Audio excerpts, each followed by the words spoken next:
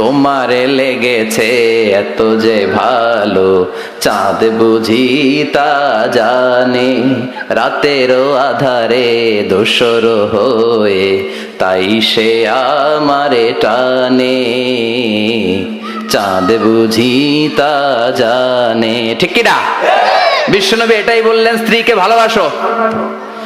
বিশ্বনবী বললেন, স্ত্রীর সাথে ভালোবাসা করলে আমলনামা সওয়াব দিয়ে পূর্ণ করে দেয় কে? আবার বিশ্বনবী বললেন, রাতের বেলা এক কম্বলের নিচে স্বামী আর স্ত্রী দুইজন যে থাকো, ভালোবাসা বিনিময় করো, এতেও তোমাদের আমলনামায় সওয়াব দেয় কে? এক সাহাবী বললেন, নবী এটা আবার কেমন কথা? স্ত্রীর সাথে ভালোবাসা বিনিময় করলে কেমন করে সওয়াব হয়? স্বামী স্ত্রীর প্রেম ভালোবাসাতে আবার সওয়াব আসবে কোত্থেকে? বিশ্বনবী বললেন, এটাই ইসলাম। এই ভালোবাসা যদি স্ত্রীর সাথে শেয়ার না করে শালীর সাথে করো, গুনাহ আছে না নাই? ভাবির সাথে টাঙ্কি মারলে গুনাহ আছে না নাই?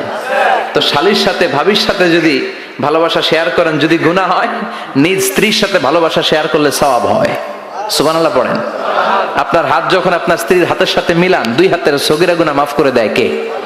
স্ত্রীর চেহারার দিকে রহমতের নজরে তাকালে চোখের সগীরা গুনাহ মাফ করে দেয় কে? আর শালীর দিকে তাকাইলে কবিরা গুনাহ দেয় কে? কথা বলেন, তাকানো যাবে?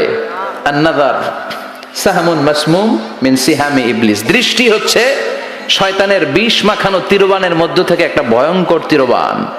এই দৃষ্টির তীর দিয়ে শয়তান যুবক যুবতীদেরকে কাবু করে ফেলে।